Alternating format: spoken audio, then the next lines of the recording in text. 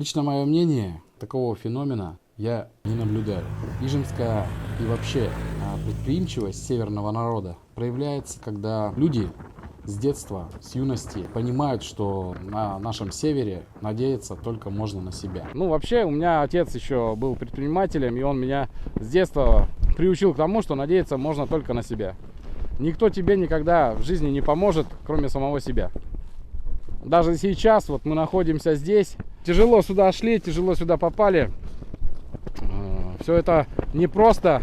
В команде у нас ребята со всех, можно сказать, точек нашей страны, из Сибири, из центральной России. Но мы это сделали, мы это можем. Это наглядный пример того, что у человека неограниченные возможности. Большое значение имеет, опять же, команда. Единомышленники. Этим все сказано. Наша команда — это не просто заработок, это еще и реализация собственных идей. То есть каждый человек, который заинтересован в развитии нашей организации, он просто реализовывает свои идеи. Никто в этом не возбраняет никого и не запрещает. И очень хотелось бы, чтобы они гордились тем, что мы делаем. Ну, они, конечно же, гордятся. Особенно после таких поездок, где на себе испытываются все наши изделия. Вот. Они очень гордятся, потому что они своими руками все это создают также командным образом. В одной из книг было написано, что в Усть-Цилимском районе первые, которые основали все это, были несколько фамилий, и среди них была фамилия Максимов моя. Мой дед не был предпринимателем, но он был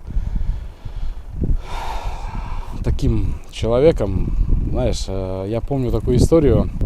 Мимо проходили люди по дороге деревенские, и они останавливались и отчитывались перед дедом. Я вот сделал то, я вот сделал это. А как ты думаешь, Яков Васильевич, как сделать вот это, как сделать вот так? И дед мой советы давал.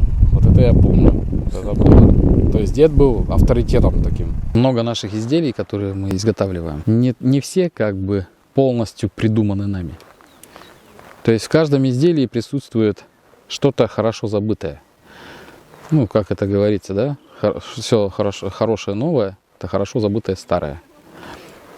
То есть мы пользуемся разработками наших предков. Они ведь не просто так это все изготавливали, именно таким образом отшивали какие-либо изделия, вещи свои. Ну, или из дерева что-либо делали, из бересты элементарно, или еще что-нибудь. Не просто так. Они ведь годами все это разрабатывали, на себе испытывали. А потом все удобства, все моменты они учитывали при изготовлении. А зачем? Надо, по мне, так вообще надо как бы возрождать больше, сохранять традиционные изделия своего народа.